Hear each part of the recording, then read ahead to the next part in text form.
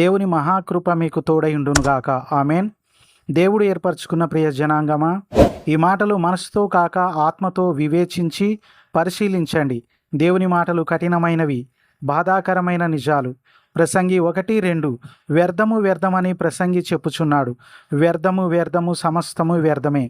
ఎందుకు జ్ఞానవంతుడైన సొలొమోను గారితో దేవుడిలా పలికించాడంటే, కీర్తనలు 39:5-6 వచనాల ప్రకారం మనిషి జీవిత పరిమాణము బెత్తడంతగా, ఆయుష్కాలం వట్టి ఊపిరి వలె నీడ వంటి వారమై ఉన్నాం మనం.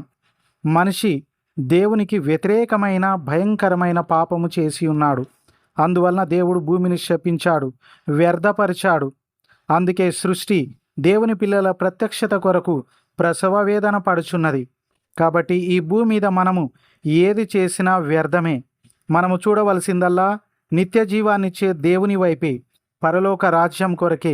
దేవునికి స్తోత్రం.